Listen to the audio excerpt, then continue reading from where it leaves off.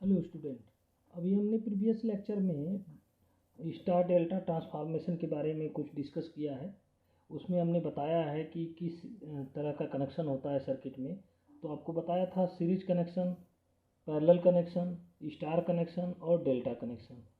Series और parallel connection हमने जो डिस्कस किया था वो हमारा सिंगल फेस और टू फेस के लिए होता है, सिंगल और टू फेस के लिए होता है। और जो थ्री फेस कनेक्शन जब आपके घर में सप्लाई आती है तो उसमें हम जो कनेक्शन करते हैं वो डेल्टा या स्टार करते हैं। तो इस चीज़ को हम जो है डिस्कस कर रहे थे। तो आप देख सकते हैं इसमें पहले आप कनेक्शन के बारे में थोड़ा देख लीजिए। देखिए हमने यहाँ पे बताया था आपको स्टार कनेक्शन है, ये आपका स्टार कनेक्शन, इसको आपको शो किया था। फिर उसके बाद आपका जो है कि सेकेंड पे ये आपका डेल्टा कनेक्शन है, यहाँ पे आप देख सकते हैं ये डेल्टा कनेक्शन है। फिर उसके बाद यहाँ पे आइए, अब डेल्टा और स्टार कनेक्शन को जो है यदि देखा जाए तो इसमें दो तरह का होगा, एक बैलेंस होगा, एक अनबैलेंस होगा। मतलब थ्री फेज सप्लाई जब आपके घर में आती है, थ्री फेज सप्लाई, तो इसमें दो कंडीशन बनता है, एक बैलेंस बनता है, बैलेंस्ड थ्री फेज सप्लाई, एक अनबैलेंस। ठीक है, ये सब डिपेंड करता है कि अनबैलेंस बैलेंस क्या है। ये हमारा जो है कि लोड पे डिपेंड करता है। यदि लोड यदि सेम है, थ्री फेज सप्लाई का जो हम सर्किट बनाते हैं, यदि उनमें जैसे ये आर है, R3 R1 है, ये तीनों आपस में यदि बराबर हो तो इसको बोलेंगे बैलेंस। और तीनों एक दूसरे के बराबर नहीं है तो इनको बोलेंगे अनबैलेंस्ड। तो ये डिपेंड करता है बैलेंस सर्किट कब है, अनबैलेंस कब है। It depend on the load nature. यदि सर्किट का जो कनेक्शन है, तीन लोड लगा हुआ है, तीनों लोड यदि बराबर हैं तो आपका बैलेंस लोड कहे जाएंगे। यदि तीनों बराबर नहीं है एक दूसरे की तो उनको अनबैलेंस कहा जाएगा। ठीक है, अब बात आती है कि यदि मान लीजिए सर्किट ट्रांसफॉर्मेशन की हम बात कर रहे हैं, इसमें हमको मेन फोकस करना है ट्रांसफॉर्मेशन। ट्रांसफॉर्मेशन है क्या चीज़? तो ट्रांसफॉर्मेशन को हम यदि देखा जाए तो हम क्या करेंगे कि दो तरह का ट्रांसफॉर्मेशन करेंगे। पहला ट्रांसफॉर्मेशन आप देख सकते हो, पहला ट्रांसफॉर्मेशन आपका होगा स्टार टू डेल्टा ट्रांसफॉर्मेशन। ठीक है, और दूसरा होगा डेल्टा टू स्टार ट्रांसफॉर्मेशन।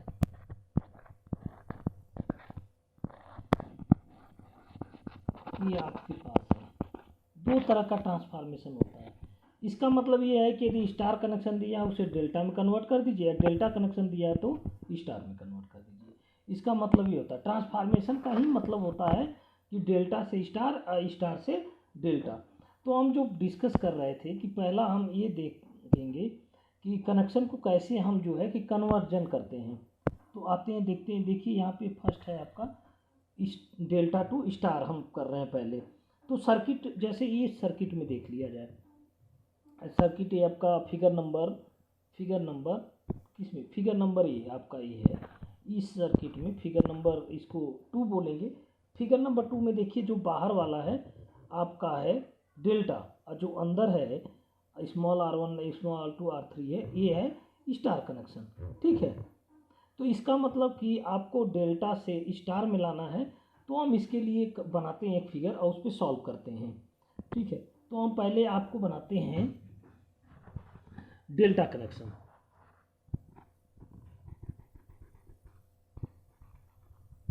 ठीक है, डेल्टा कनेक्शन हम बनाते हैं। इसमें हम जो है बना लेते हैं।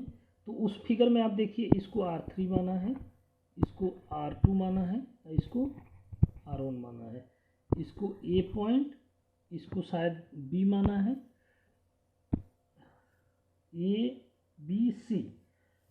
ABC। ठीक, गुड। तो आपका जो है इसको A, इसको B, इसको C। ठीक है, अब इसको हमको लाना है किस में, स्टार में।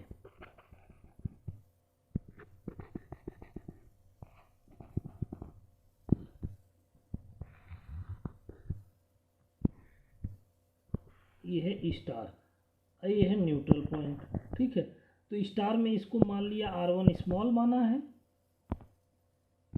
ठीक है, स्मॉल R1, R3 और R2, कोई बात नहीं, इसको इसने मान दिया, इसको सॉरी इसको इस तरह से कर लेते हैं थोड़ा।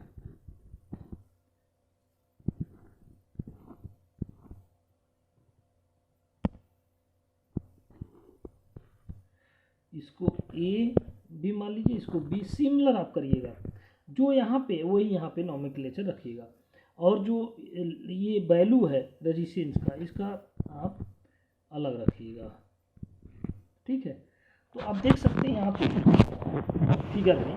तो आप जो है कि पहले एक काम करिएगा, जब भी आप ट्रांसफार्मेशन करें, अब मतलब कि आपको फाइंड करना है, ये बात आ रही कि किसका कन्वर्जन कर रहे हैं, डेल्टा से स्टार कन्वर्जन कर रहे हैं। ठीक है, डेल्टा से स्टार, इसका मतलब डेल्टा टू स्टार जब कर रहे हैं तो हमें इस बात का ध्यान रखना है कि कैसे करें। तो आप पॉइंट जैसे ए पॉइंट ले लीजिए, ए और सी को ले लीजिए पहले, तो यहाँ भी ए और सी को ले लीजिए। ठीक है, अब यहाँ पे सोर्स अप्लाई कर दीजिए, यहाँ भी सोर्स अप्लाई करिए, सिमिलर सोर्स अप्लाई करिए, वोल्टेज V1 भी यहाँ भी करिए, यही वोल्टेज यहाँ कर दीजिए, सिमिलर वोल्टेज। अब देखिए यहाँ करंट जाएगा, मान लीजिए I करंट गया, यहाँ भी I करंट गया। जो I करंट गया तो आप देख सकते हैं कि यहाँ आएगा करंट, फिर उसके बाद इधर तो ओपन है, R3 ओपन है, B पॉइंट ओपन है, तो इधर तो करंट जाएगा नहीं, तो इधर जो करंट है वो जीरो जाएगा इस सर्किट में, लेकिन टोटल करंट इधर आ जाएगा, मतलब यहाँ से चलेगा यहाँ आ जाएगा, ये लूप बना देगा ये वाला। इसका मतलब कि ए और सी के बीच का जो रेजिस्टेंस है वो R1 प्लस R2 है। ठीक है, ये है इंटू आई कर दीजिए इक्वल टू V कर दीजिए। इक्वेशन नंबर 1 यहाँ से निकल आया। यहाँ पे देखिए एक करंट एक इधर जाएगा, एक करंट इधर जाएगा। अब ये यहाँ जो करंट आएगा वो इधर नहीं जाएगा, इधर नहीं जाएगा, इधर नहीं जाके टोटल करंट इधर चला जाएगा। तो इसमें मान लीजिए कि I2 आ रहा है, इसमें I1 करंट आ रहा है, और I2 यहाँ आ जा रहा है, इधर नहीं आ रहा है, इधर करंट नहीं आएगा, तो ये इधर टोटल करंट आ गया I। तो मतलब I इक्वल टू हो जाएगा I1 प्लस I2। ठीक है, अब इसका इक्विवेलेंट रेजिस्टेंस जब निकालेंगे, तो इक्विवेलेंट रेजिस्टेंस निकालेंगे तो R2 और R1 ये यहाँ से यहाँ जो है ये सीरीज में हो जाएंगे। इसका मतलब इक्विवेलेंट जो रेजिस्टेंस निकालेंगे टोटल रेजिस्टेंस सर्किट का, या RAC निकालेंगे, तो ये देखेंगे दोनों पैरेलल सीरीज में है, ये पैरेलल में है। तो आप लिखेंगे R2 plus R1 into R3 upon R1 plus R2 plus R3। तो ये आपका जो है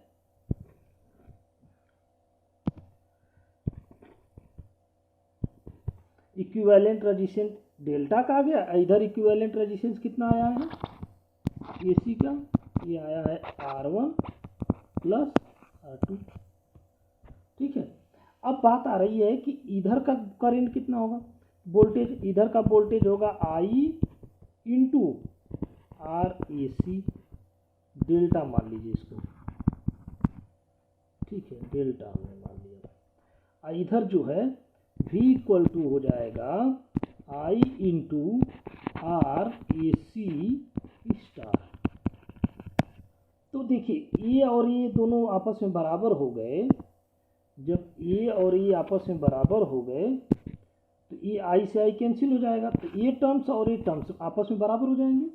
तो देखिए, तो RAC delta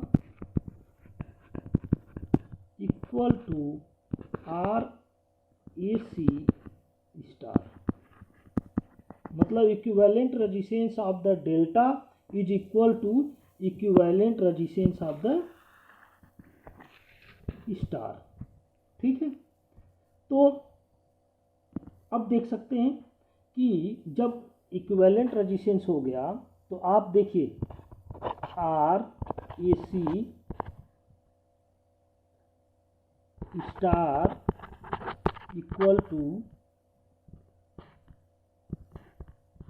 R A C delta, ठीक है।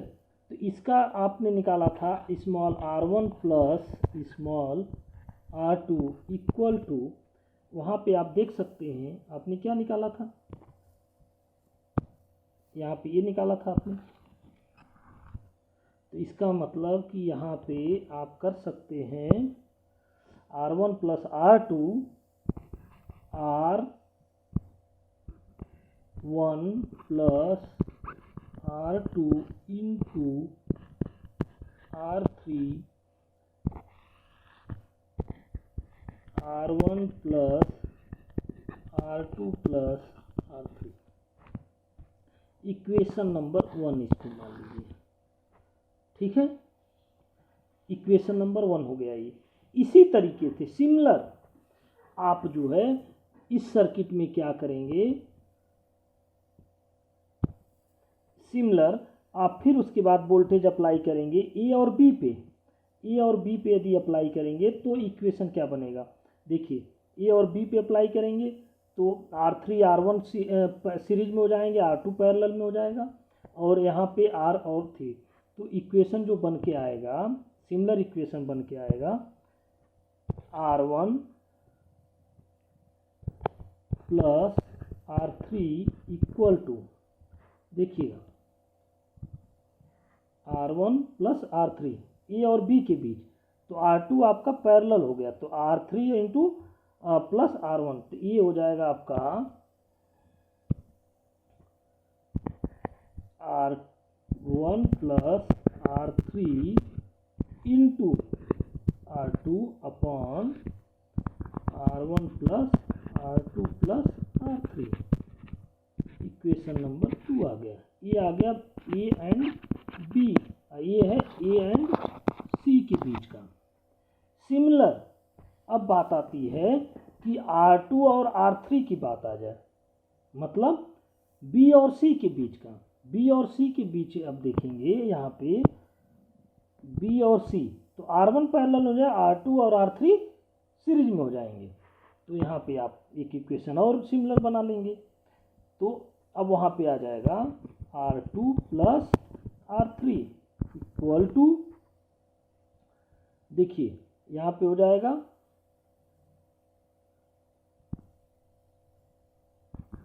R2 प्लस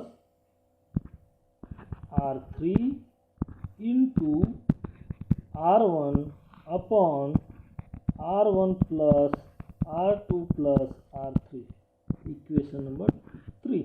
ये हो गया C एंड B के बीच, C एंड B के बीच हम निकाल रहे हैं। किसके बीच निकाल रहे हैं, C और B।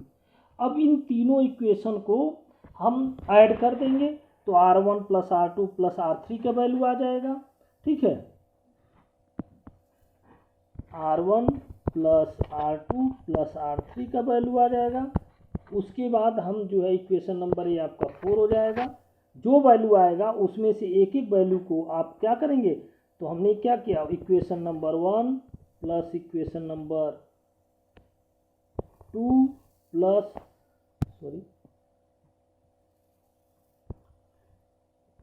इक्वेशन नंबर 3 को ऐड कर दिया, तो आपका जो आएगा वो आप देख लेंगे यहाँ पे।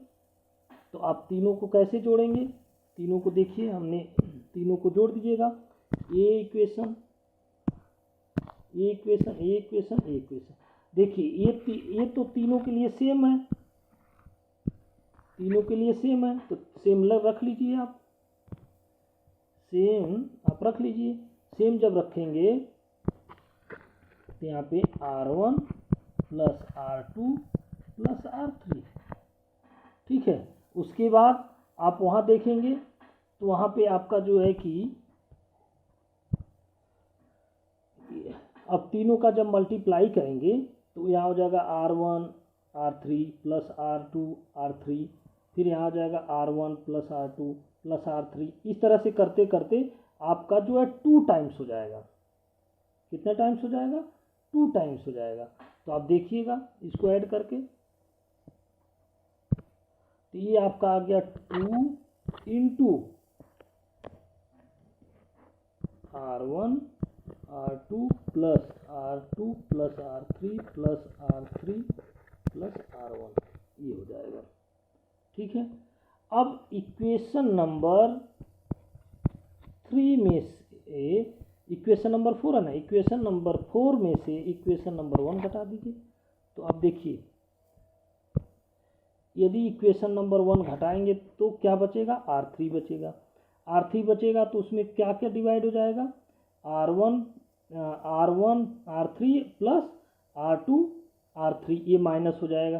तो आपका बचेगा क्या? 2 टर्म से कट जाएगा। तो यहाँ आप करेंगे तो R3 बचेगा। R3 की वैल्यू हो जाएगी, देखिए वहाँ R1 R3 ये कट जाएगा, तो आपका आ जाएगा R1 R2 upon R1 plus R2 plus R3। ठीक है, ये आपका आ गया क्वेश्चन नंबर 5। इसी तरह सिमिलर आपका आएगा R3 R1 upon R1 plus R2 plus R3, equation number 6। फिर उसके बाद आपका आ जाएगा R1 आ जाएगा, तो R2 R3 upon R1 plus R2 plus R3। ठीक है, ये आना चाहिए। ठीक है, कैसे देख लीजिए इसमें आया है कि नहीं आया है। देखिए R1 है तो R2 R3 है, R2 है तो R3 R1 है। देखिएगा निकला है कि नहीं।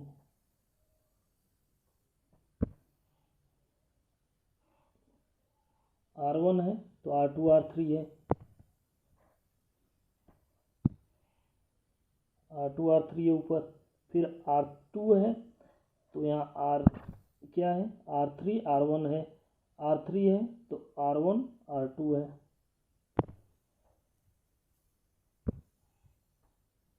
R1 R2 है, देख रहे हैं, ये आपका निकला है।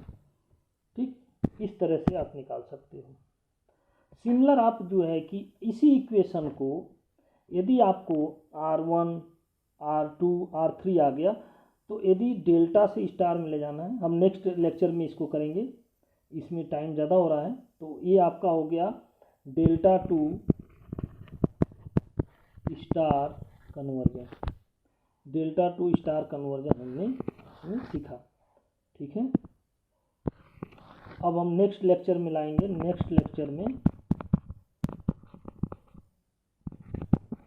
लेक्चर में स्टार टू डेल्टा। ठीक है, बाय।